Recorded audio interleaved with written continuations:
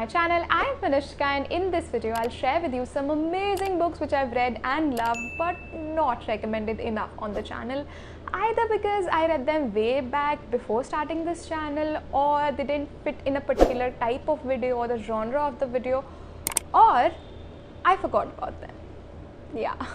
But anyhow, I thought these books deserve recognition, so why not make a dedicated video, collect all these random titles, put them in a video and present it to you guys so that you can also get some new recommendations, some fresh recommendations, because let me tell you, these are the books that I really enjoyed reading. So without any further ado, let's just quickly get started. The first one on this list is Princess by Jean Sasson. I know I should have spoken about this book earlier on the channel, but honestly it slipped out of my mind. I read it 4 to 5 years back.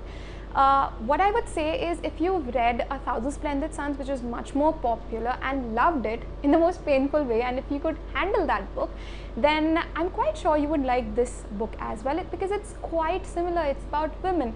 The difference is the author says that it is based on a real life person, a sultana, a real life Saudi Arabian princess, though many people claim that that's false and it can't be true.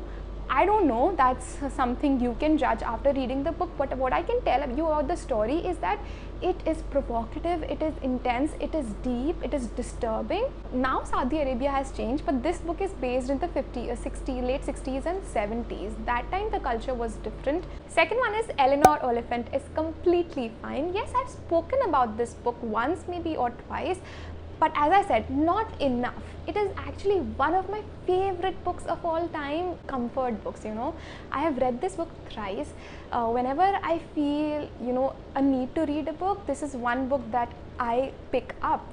So yeah, it deserves more recognition, at least on my channel. This is about this woman named Eleanor, who is a social misfit, She speaks whatever comes to her mind and people find her annoying. She is not the usual kind of normal person. She likes being organized. It's changed when she meets this guy at her office named Raymond, who is untidy, who's just her opposite, but they become friends. And how and what exactly happens is something you have to read. Trust me, it is a beautiful book, and the ending is not predictable. At least to me, I wanted a different kind of ending, but it did not happen.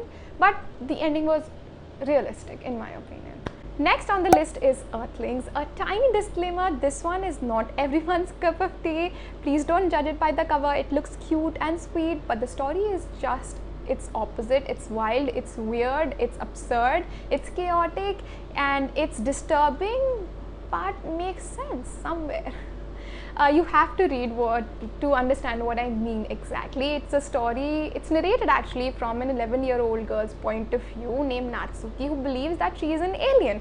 And she has her cousin and friend Hugh, with whom she goes onto mountains and plays games.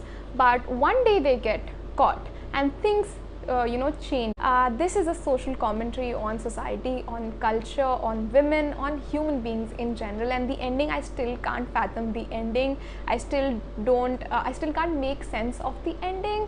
If you have a comment on that, leave it in the comment section below.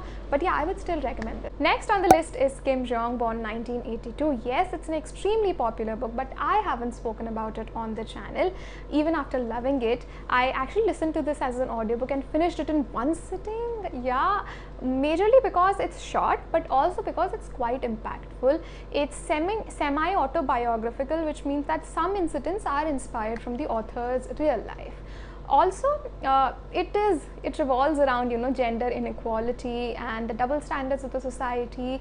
We have Kim Jeong, who is a mother and who's raising a son, and apparently raising a son is quite different than raising a girl. She ponders upon and reflects upon how she as a girl grew up, and how she is raising, how she is forced by her mother-in-law to put blind eyes on the mistakes that his son does, because of course he is the son of the family. And yeah, it's a great book. Okay, it is impactful and it is powerful, and I would highly recommend you all to. Next, I have Educated by Tara Westover. I actually did a reading vlog and gave it 5 stars, but never spoke about it after that video. So here it is.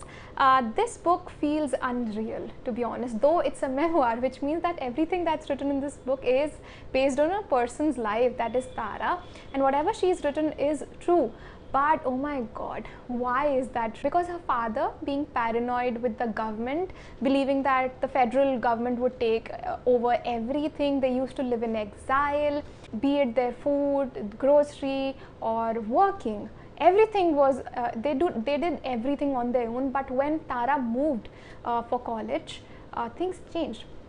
But it was difficult for her. Next, I have The Palace of Illusions. This one I actually remembered while I was making this highlight section on my Instagram profile, and there I added all my 5-star reads, and I remembered, oh, this is one of my 5-star read. Why haven't I spoken about it on my channel? So here I am. So The Palace of Illusion, as you know, is the retelling of Mahabharata from Draupadi's point of view, and oh my god, how beautifully this book is done. It is lyrical, it is poetic. The vocabulary that you learn after reading this book is it's just beautiful. Also, you get to see a different point of view. I actually read it during the first lockdown while you know, DD National was showcasing Mahabharata again, so it was a different experience for me, I think, which is why I enjoyed this book more, because there was Mahabharata on television going on, and while I was reading Mahabharata from Draupadi's point of view, which was different, I enjoyed my time. Next, I have a very special book which exposed me to a new genre altogether, true crime. The book is American Kingpin. I've spoken about it once in one of my monthly wrap-ups. Apart from that, never. But this is one of the best thrillers that I have read, more because since it's a true crime, you know that everything that's written in this book is true. Though there is a little bit spice added to it, apart from that, no, everything is true. A crime was actually committed. And what I particularly like about this book is our main character, protagonist, that is Ross Ulbricht. He is that smart, intelligent physicist. You know, he is a guy who studied in Pennsylvania University. You know, he's smart, he wants to become an entrepreneur, but he went the wrong way. He made a website called Silk Road in the dark web. And the Silk Road sold drugs, and not just drugs but weapons later on, and he was committing a crime. He thought he will never get caught, but something happened and he got. Now I won't spoil the book for you, this is just the outline, but you have to read the book to get that feel. You know, it is one of the best fast-paced thrillers, and there is suspense. You want to know how everyone cracked this case. Also, why Ross did it. A smart, sane person, why would he do that?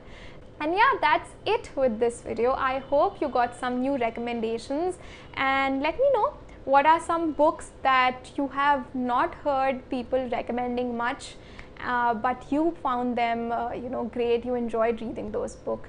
So yeah, let me know in the comment box below, and I'll see you later with another video. Until then, bye bye.